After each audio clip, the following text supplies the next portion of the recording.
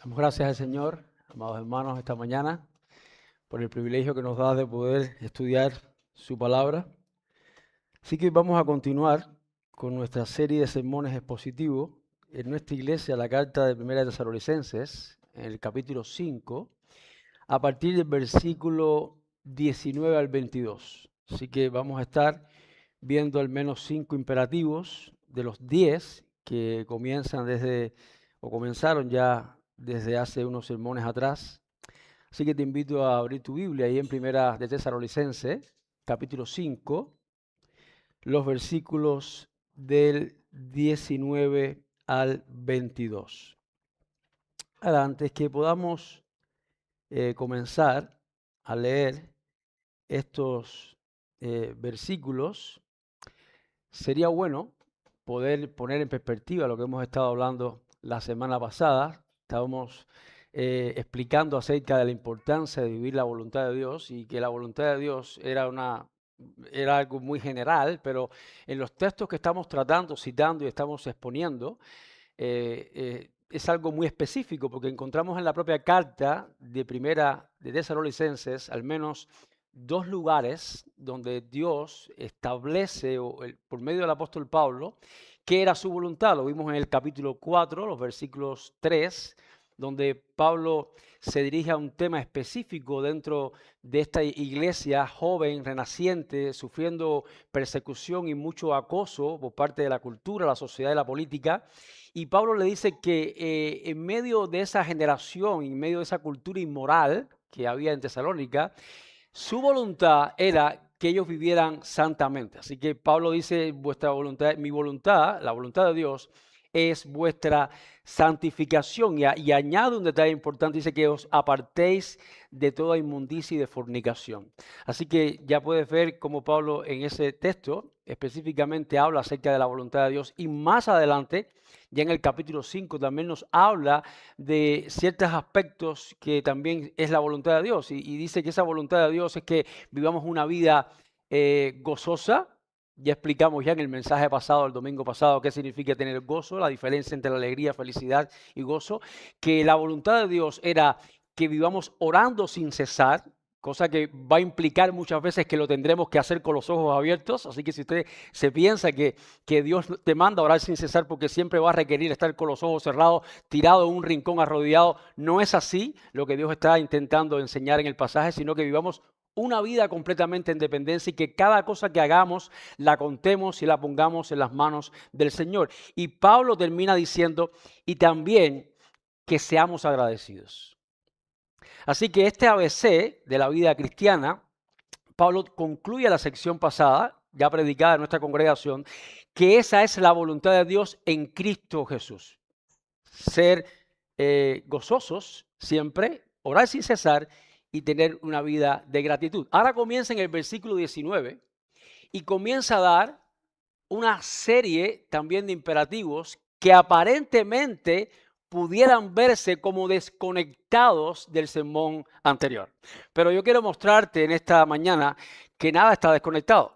Ahora, Pablo va a empezar a intentar enseñar de que esto funciona de una manera. Es que el Espíritu de Dios, que nos ha sellado, que nos está redimiendo constantemente hasta su regreso, es el que provoca todas esas cosas en nosotros. Así que si realmente es una orden por parte de Dios, algo que tenemos que hacer, también sabemos que es una imposibilidad si Dios no lo hace a través de su Espíritu en nuestras vidas.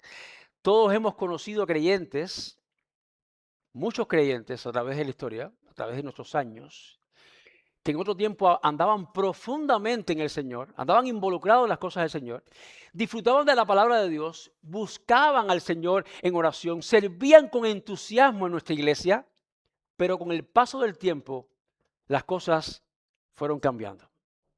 Estas experiencias, sin lugar a dudas, creo que todos los que somos cristianos la hemos vivido. Su corazón comenzó a enfriarse, su corazón comienza a apartarse de Dios. Y la pregunta que deberíamos de hacernos en esta mañana es, ¿cómo puede una iglesia, cómo puede un cristiano permanecer sensible al Espíritu de Dios sin evitar enfriarse? ¿De qué manera? ¿Puede ser eso posible? ¿Acaso Dios nos manda a que vivamos con ese entusiasmo? ¿Cómo podemos sostenerlo? Dios responde esa pregunta en 1 Tesalonicenses capítulo 5, del 19 al 22. Así que te invito a leer el texto que tenemos delante de nosotros. Dice la palabra de nuestro Dios: no apaguéis al Espíritu. No menospreciéis las profecías, examinarlo todo, retener lo bueno y absteneos de toda especie de mal. Vamos a orar. Señor, gracias por este tiempo. Gracias por la bendición tan grande que tú nos das en esta mañana de poder abrir tu palabra, de poder compartirla y poder aprender sobre ella. Que tu Espíritu nos pueda redarguir, que nos pueda ayudar y que por sobre todas las cosas nos siga convenciendo de pecado y nos dé la habilidad y podamos entender que tenemos el poder para librar toda esta batalla espiritual que está aconteciendo en nuestro interior. Oramos en el nombre de Jesús, únicamente para tu gloria y para nuestro beneficio. Amén.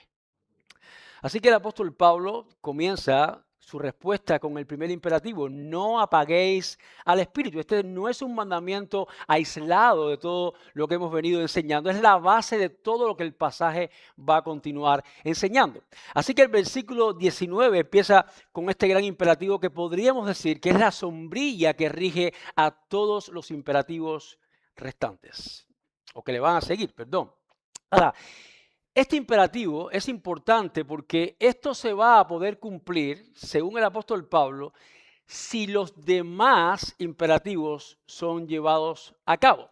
Por otro lado, cuando se habla de apagar el espíritu, la palabra es usada para referirse a como cuando una persona apaga una luz, a como cuando realmente se apaga un fuego o se puede extinguir para que ese fuego no se siga incrementando. Ahora, eso no significa que la luz sea destruida, tampoco significa que el fuego sea destruido, sino impedir que eso pueda continuar ardiendo o pueda continuar encendido. Así, la idea de un creyente que piense que apagar el espíritu es algo que tiene que ver con la ausencia o la pérdida de algo, en este caso mi salvación, o que el Espíritu salga de mí, no tiene nada que ver.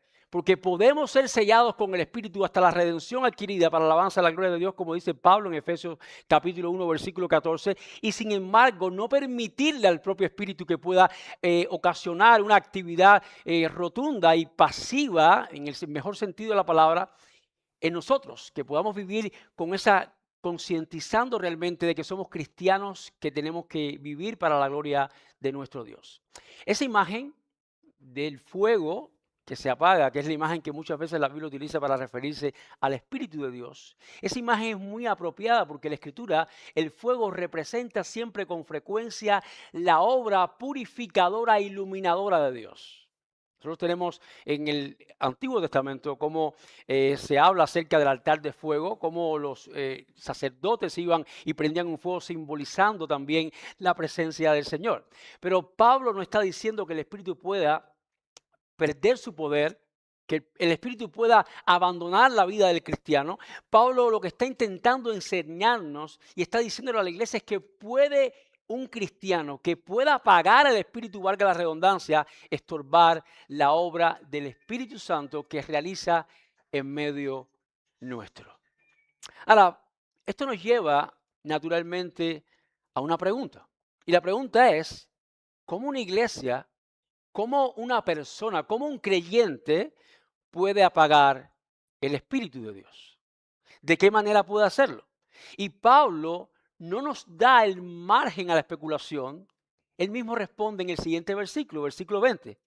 No menospreciéis las profecías. Así que en el contexto del pasaje está la pregunta que nace naturalmente en el versículo 19, pero también contenida está la respuesta en el versículo 20. Así que Pablo responde, ¿cómo se apaga el Espíritu de Dios? En el siguiente mandato. Se apaga cuando menospreciamos en la palabra las escrituras, el espíritu de profecía.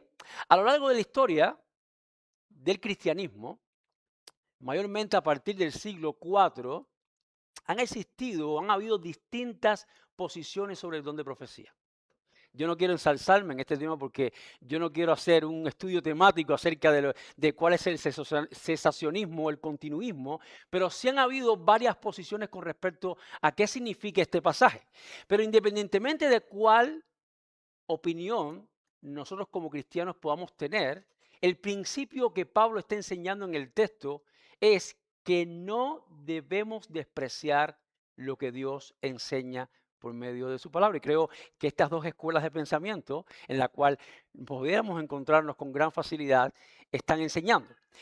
La pregunta es no cómo menospreciarla, sino cómo discernirla. Esa es la gran pregunta, independientemente de cualquiera que fuera a ser nuestra posición. Ahora, ¿qué función cumplía la profecía cuando Pablo escribió esta carta? Y esto es interesante porque todos conocemos, o algunos conocemos, que todavía toda la escritura no había sido completamente revelada.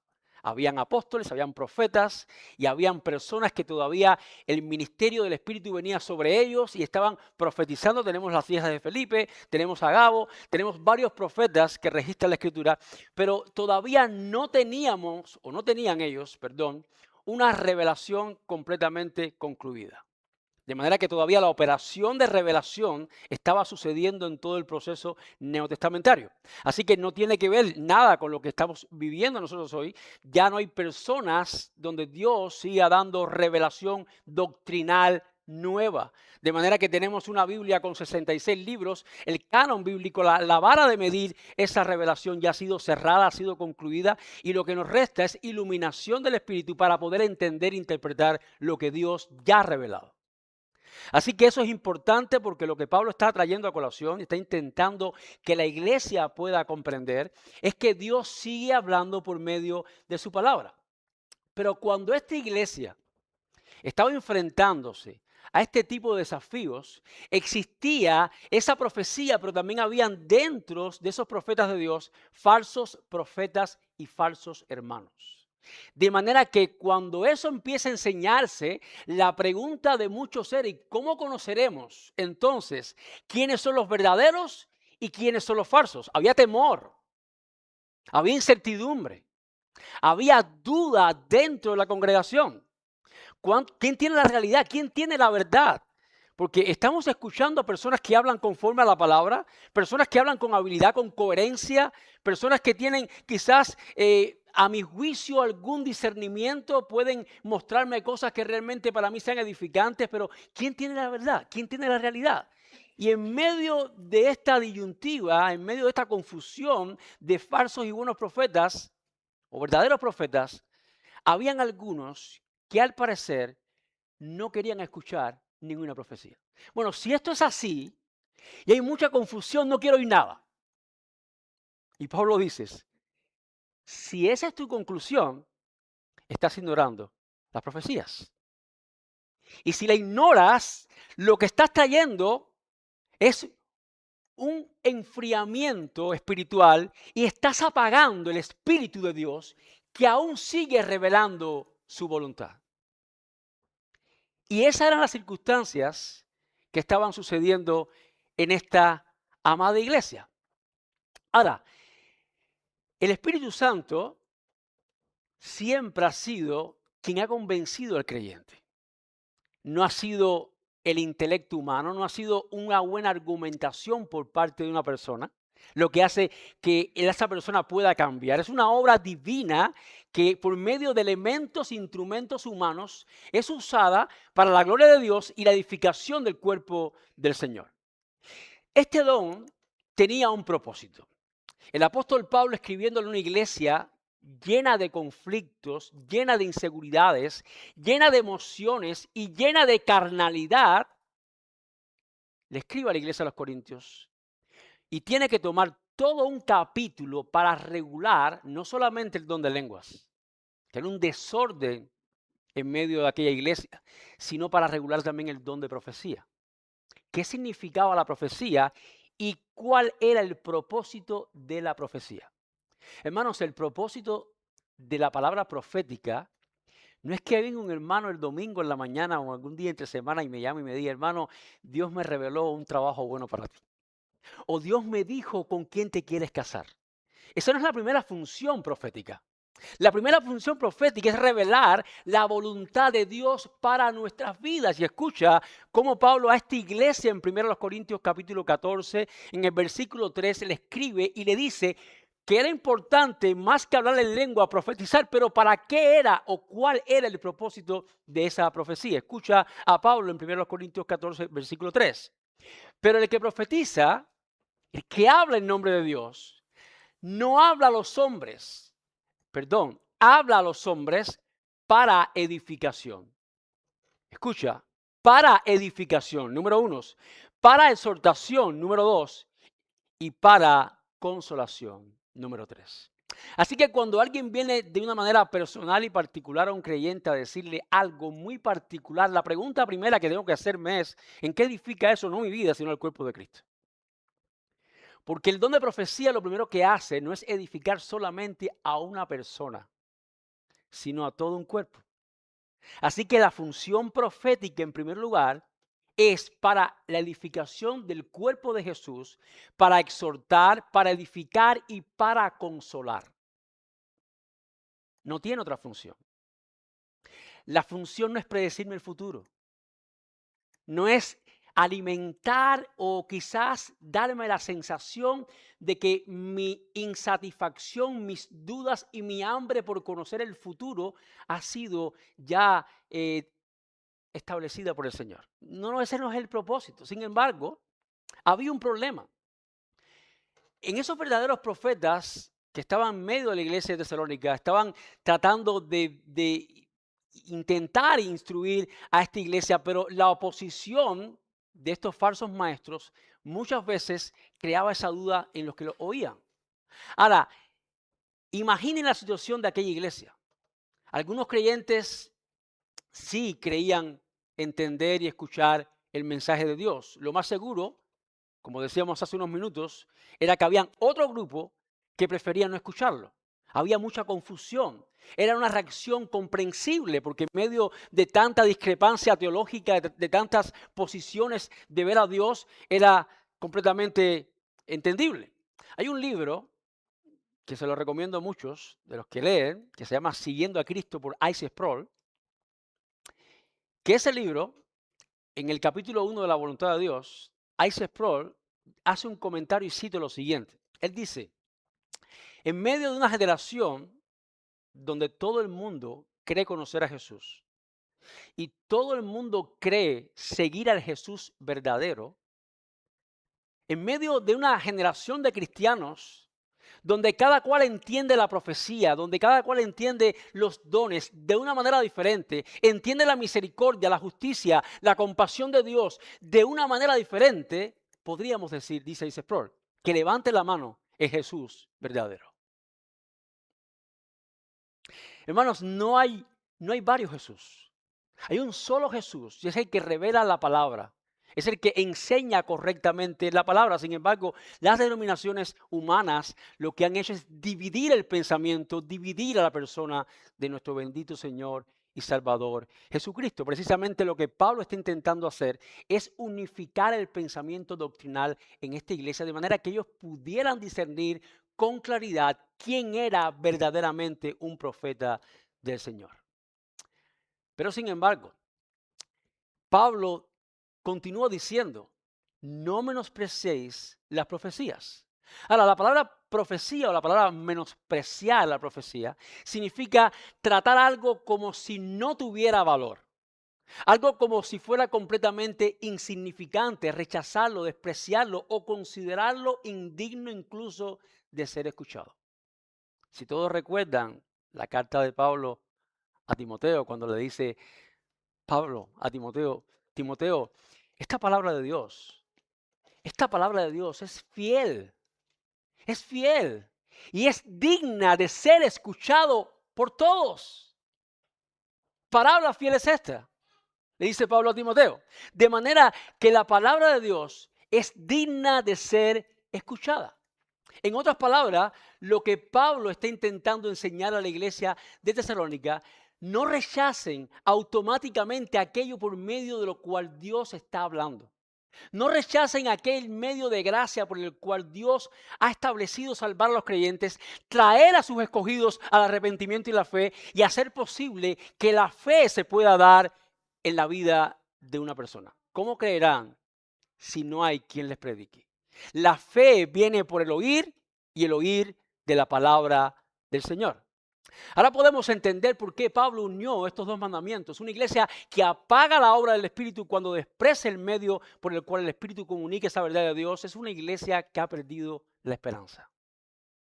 Porque no hay esperanza fuera de la palabra. No la hay. En el primer siglo en medio profético se incluía mediante el cual Dios hablaba a los hombres, pero hoy la situación histórica es completamente distinta porque Dios ya ha completado, como decíamos, la revelación de la Escritura y sin embargo el principio permanece exactamente igual. Es un principio inamovible. Cuando endurecemos nuestro corazón frente a la palabra inspirada por el Espíritu de Dios, cuando endurecemos nuestro corazón sobre la revelación de Dios, estamos también resistiendo la obra del Espíritu en nuestras vidas. Cuando no escuchamos, cuando no atendemos, cuando no obedecemos la palabra de nuestro Dios.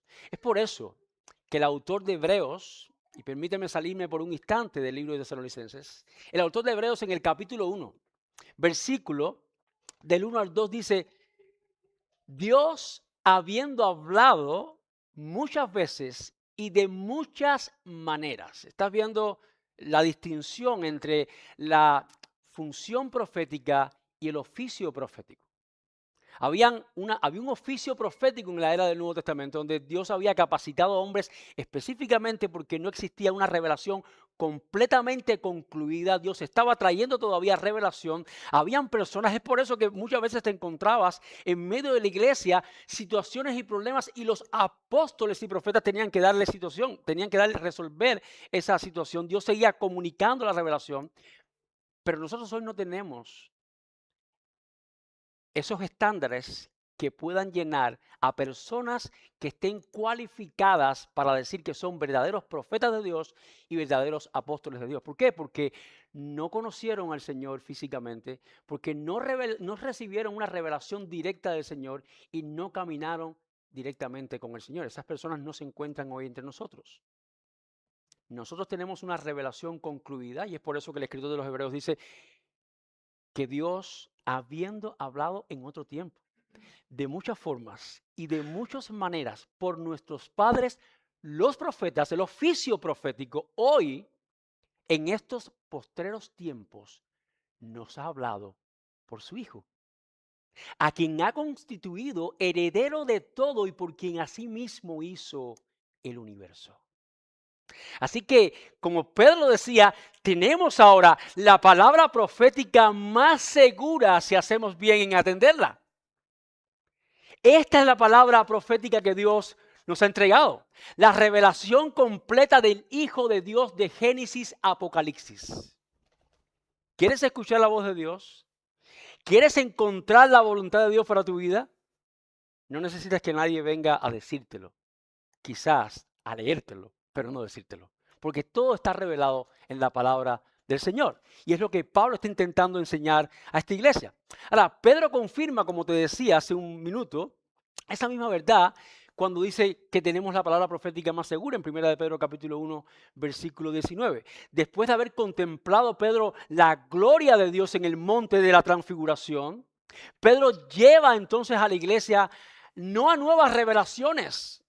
Pedro no lleva a la iglesia, miren, déjenme enseñarles quién puede decirle algo más de lo que ustedes necesitan. Pedro lleva a la congregación, Pedro lleva a la iglesia a la palabra de Dios. Y le dice, no, tenemos la palabra profética más segura. No necesitamos que nadie venga a decirnos qué tenemos que hacer. Dios ya ha hablado completamente. Y todo lo que necesitamos escuchar, discernir y obedecer está contenido en esta palabra. Está contenido en este libro. Hermanos, nuestra confianza debe descansar en la palabra inspirada por Dios. No debemos menospreciar las profecías, todo lo que Dios ha hablado. Pero tener la Biblia tampoco garantiza un corazón sensible. No garantiza tener una Biblia, una mejor versión que nuestro corazón pueda ser un corazón sensible. Por eso el mismo libro de Hebreos nos exhorta, si hoy oyeres su voz, no endurezcáis vuestros corazones. El problema nunca ha sido simplemente escuchar la voz de Dios. Ese nunca ha sido el gran problema del hombre, sino escucharla con un corazón dispuesto a obedecerle. Ese ha sido el desafío, esa es la encomienda, eso es lo que Dios nos manda a cada uno de nosotros hacer. Pero surge en medio de este texto otra pregunta. Y me encantan las preguntas porque las preguntas empujan el argumento una vez más y más y más para poder entender qué es lo que el apóstol Pablo está intentando enseñar. Así que la pregunta es, ¿significa eso que debemos aceptar todo lo que alguien viene a decirnos en el nombre de Dios? No menospreciar las profecías significa que cualquier persona que venga a enseñarnos algo de Dios, tengamos que escucharlo, tengamos que creerlo, tengamos que aceptarlo.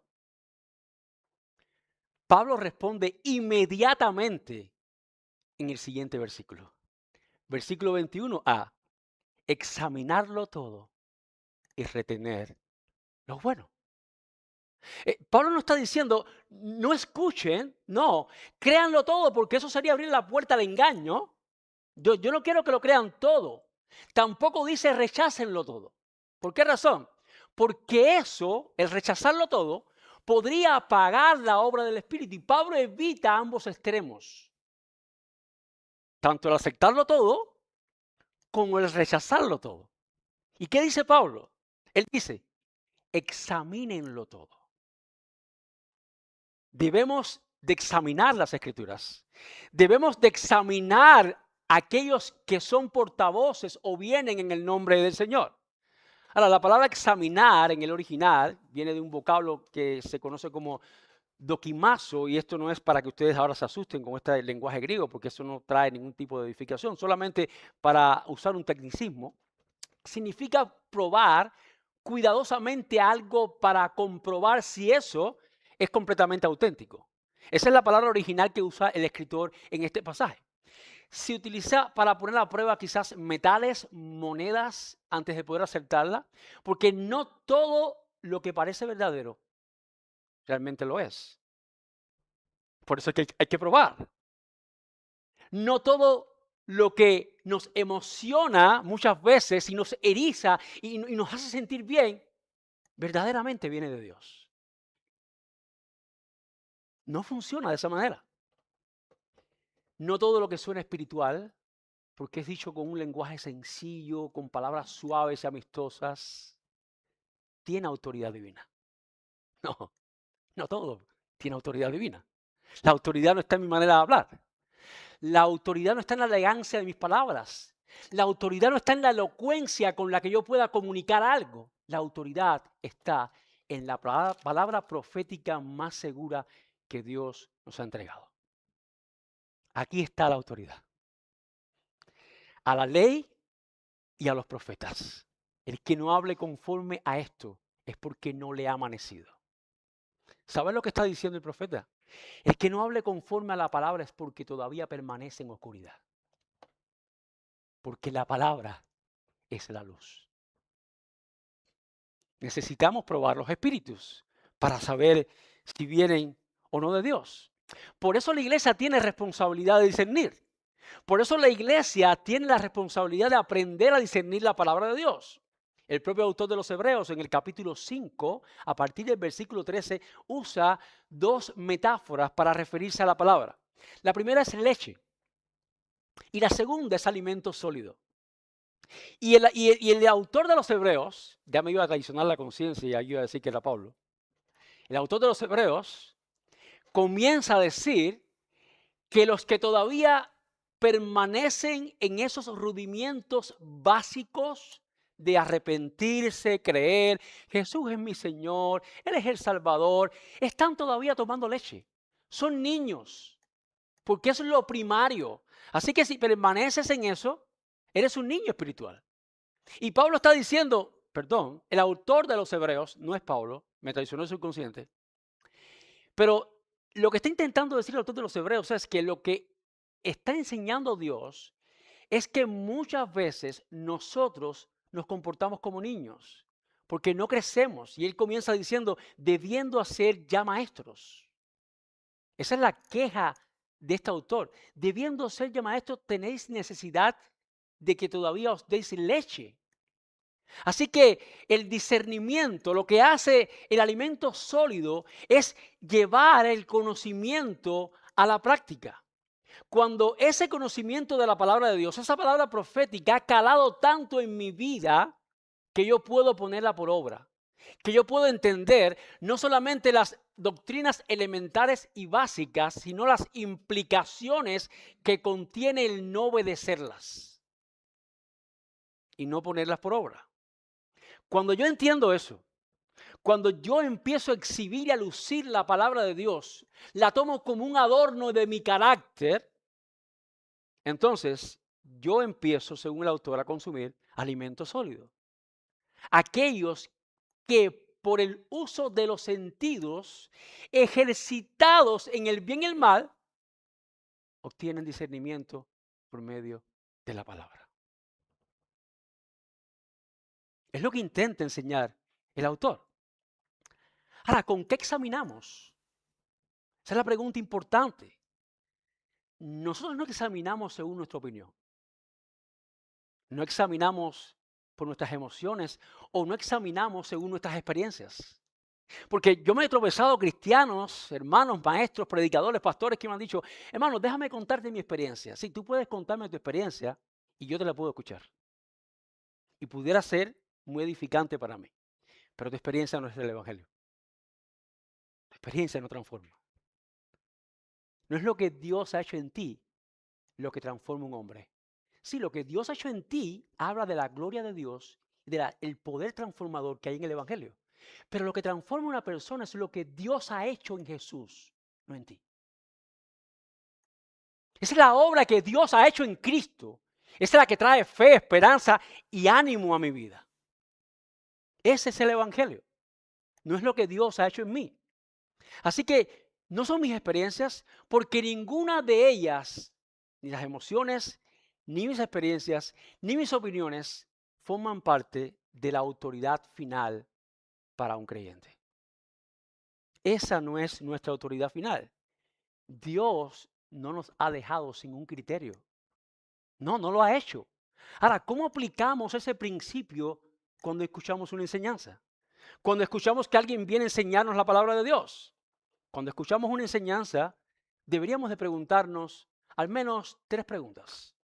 Y la primera que yo he buscado, que la he considerado oportuna, es, ¿presenta esta persona fielmente el Evangelio de Jesús? Sería un criterio para yo hacerme, una pregunta que podría hacerme yo ante un supuesto profeta que viene a hablarme en nombre de Dios. ¿Está presentando correctamente el mensaje? La segunda pregunta es, ¿respeta el contexto de las Escrituras o toma versículos aislados? ¿Esta persona me está presentando el texto justamente en su contexto? ¿Me está queriendo decir lo que el autor quiso decir o lo que él quiere entender? ¿Está en armonía con el resto de toda la revelación bíblica? ¿O hay algo en su criterio, hay algo en su respuesta, o hay algo en lo que él quiere comunicar que se desconecta de otros pasajes y entra en conflicto? Porque es una sola revelación, es una sola palabra, es una sola historia de redención y es un solo Dios, con una sola voluntad. Estas preguntas, sin lugar a dudas, no sustituyen la autoridad de las Escrituras, simplemente nos ayudan a discernir cuál pudiera ser la palabra de Dios verdaderamente revelada. Y sería bueno hacerlas. Pero hoy Dios ya nos ha dado, como decíamos, una revelación completamente por medio de las Escrituras, porque toda enseñanza, toda predicación, toda experiencia y toda supuesta revelación debe de ser evaluada a la luz de la palabra de Dios. Ese es el filtro. Ese es el filtro. Cualquier cosa que vengan a decirnos, cualquier cosa que puedan opinar, algún consejo que nos puedan dar, ¿eso realmente Dios lo ha dicho? Puede sonar lindo, puede sonar bonito, puede sonar incluso coherente, puede parecer incluso funcional, pero verdaderamente yo puedo encontrar ese principio en la palabra. ¿Hay una luz verde para yo escuchar y obedecer eso que Dios o esa persona me está diciendo en el nombre del Señor? Alguien dijo una vez, y digo alguien porque me gusta mucho tomar de un libro que tengo, que se titula Los pseudoepígrafos, si personas que han escrito y no han querido registrar su nombre, simplemente han puesto una frase, y dice lo siguiente: no interpretamos la Biblia a la luz de nuestras experiencias, interpretamos nuestras experiencias a la luz de la Biblia. Y esto es interesante, porque cada experiencia que yo pueda tener, por muy conmovedora que pueda soler ser, por muy buena o muy agradable o muy edificante que pueda ser, yo necesito conocer que está en consonancia con la palabra. Porque todo lo bueno, aparentemente, no necesariamente tiene por qué provenir de Dios. Sin embargo, Pablo no termina con el discernimiento. Él no termina llamando a la iglesia a discernir, a encontrar lo fino en medio de lo grueso. Eso es discernimiento. ¿Cómo yo puedo llevarme la pelusa en medio de lo grande? ¿Cómo puedo darme cuenta? Yo les voy a contar algo que sucedió en mi hogar, y con toda responsabilidad lo digo porque no es un secreto. Yo me encontraba el otro día cepillándome la boca y mis hijos estaban viendo televisor. Y yo escucho a alguien, un youtuber, diciendo a un niño una historia: ¿qué te gustaría más? ¿Que te diera $1.000.000 o te diera una mujer para amar? O alguien a que tú ames. Y él le dijo, $1.000.000, porque con $1.000.000 me pueden contar a quién amar. Te puedes imaginar lo que hice rápidamente, solté el cepillo y fui para la sala. Me senté con mi hija y me senté con mi hijo. Le dije, párenme ahí. Escuchen lo que les voy a decir. Tienen que aprender a discernir. Porque aquí, lo que ustedes están escuchando aparentemente bueno, es una inversión de valores. Porque hay cosas que el dinero no puede comprar. Jóvenes, escúchenme. El dinero puede comprar la mejor cama, la más cara del mundo, pero no puede comprar el sueño. Hay personas multimillonarias que no pueden dormir en las mejores camas porque parecen de insomnios, de estrés. No pueden dormir. El dinero puede comprar el mejor medicamento del mundo, pero no puede comprar la salud. Millonarios mueren diariamente con cáncer terminal. El dinero puede comprar una estabilidad a tu lado, pero no puede comprar el corazón de quien tú amas. Y les dije, ¿se dan cuenta de ese mensaje? Es el dinero lo más importante, no es el amor. Porque entonces con el dinero puedo comprar el amor. No, no, no lo puedes hacer. No lo puedes hacer. La iglesia necesita aprender a discernir lo fino en lo grueso. Necesitamos aprender. Y eso precisamente es lo que el apóstol Pablo está intentando enseñarle a esta amada iglesia. ¿Qué hacemos con aquello que después de examinarlo descubrimos que no es conforme a la verdad de Dios? Pablo termina en el versículo de 22 respondiéndolo. Abstente de toda forma de mal. Abstente. La palabra abstenerse significa mantenerse alejado, apartarse deliberadamente. No solamente identificar el error, no solamente detectar el error, sino es rechazar el error. Porque muchas veces sabemos que algo está mal, pero seguimos caminando por compromisos. Seguimos caminando por temor, por pena. Abstente de toda especie de mal, dice el Señor. No solamente identificarlo, porque de nada sirve reconocer la falsa enseñanza, de nada sirve reconocer que algo no viene de Dios si seguimos alimentándonos de estas cosas. No te sirve de nada. De manera que descubrir el error y continuar abrazándolo es completamente antagónico. Es completamente opuesto. El discernimiento bíblico siempre va a exigir una respuesta de parte del creyente. Aquí también debemos notar el equilibrio de Pablo. Él no dice solamente examinen todo, dice solamente retengan, ni únicamente, dice apártate, apártate de toda especie de mal. Sepárate. Todo aquello que creas que no te es bueno, recházalo. No importa lo que pueda hacer. Hermanos, los 3 mandamientos forman un solo proceso. Forman un solo proceso de argumentación en el texto que está exponiendo el apóstol Pablo. Primero examinamos cuidadosamente toda la luz de la palabra de Dios.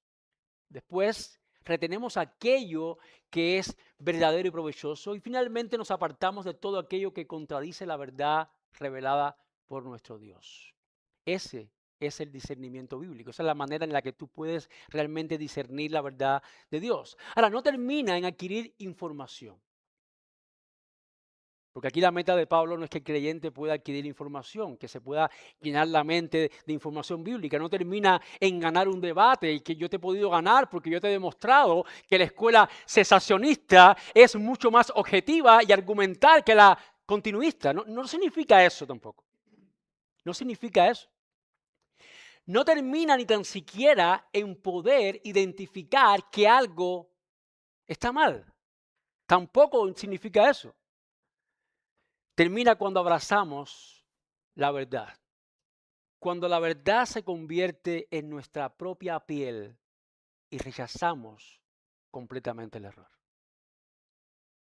Es aquí cuando el proceso verdaderamente termina. Y yo para concluir quisiera traer a nuestras mentes algunas aplicaciones prácticas de cómo poder vivir, porque si importantes son las cosas que Pablo nos enseña, si importante es el conocimiento y la verdad que Dios revela, también es importante el cómo poder llevarlo a cabo. Y creo que esa es la pregunta de la iglesia, esa es la pregunta que muchos de nosotros solemos hacernos con regularidad. ¿Y cómo yo puedo hacer esto? Así que antes de comenzar, quisiera poderte ya definir cómo podrías apagar el espíritu. Sí, el espíritu puede apagarse de diversas maneras. Si usted va a Efesios capítulo 4, versículo 30, usted se encuentra un texto que dice, no contristéis al Espíritu Santo que mora en nosotros. Y el propio apóstol Pablo comienza dando una serie de aspectos, elementos a los que tú tienes que rechazar. Y dice, quítese de vosotros toda gritería, ira, enojo, amargura. Quítese de vosotros. ¿Por qué? Porque apaga el Espíritu de Dios. ¿Por qué lo apaga? Y él comienza en el capítulo 5 diciendo, sean imitadores de Dios. Y en el versículo 18, él dice del capítulo 5 de Efesios, la razón por la cual nosotros podemos llevar a cabo todas estas cosas que Dios nos manda a que se puedan quitar de nosotros. No os embriaguéis con vino en el cual hay disolución, más bien sed llenos del Espíritu Santo. Así que aquí está la fórmula divina. Solamente tú puedes cumplir los imperativos que van a continuar. Someteos esposas a vuestros esposos, cantar con salmos, himnos y cánticos espirituales, como dice Efesios capítulo 5, a partir del versículo 20. Eso lo vas a poder hacer si estás lleno del Espíritu de Dios. También se va a quitar toda amargura, toda ira, todo enojo, si estás lleno del Espíritu de Dios. Y este es el contexto de apagar el espíritu mucho más amplio, pero en el contexto de 1 Tesalonicenses 5, Pablo es mucho más específico. Él dice que puedes también apagar el espíritu de Dios cuando tú menosprecias la palabra del Señor. Cuando no disiernes. Cuando no te abstienes de toda especie de mal. Apagas al espíritu. No lo destruyes porque es imposible, no sale de ti porque has sido sellado tú hasta el día de la redención, pero tú apagas la actividad del Espíritu de Dios, lo contristas, Efesios 4:30. Pones el piloto automático y deja Él de ser tu guía y comienzas a guiar tu vida tú. Vivimos en una época donde escuchamos predicadores por internet, videos, podcast, libros, conferencias, muchas tertulias. El hecho de que alguien cite versículos, hable con pasión o tenga miles de seguidores en YouTube o en alguna plataforma digital, no significa que enseña la verdad. Eso no significa que enseña la verdad. Alguien dijo una vez, cuando la hipocresía, el engaño, la mentira están de moda, en medio de una generación así, la singularidad de la verdad sigue siendo una virtud.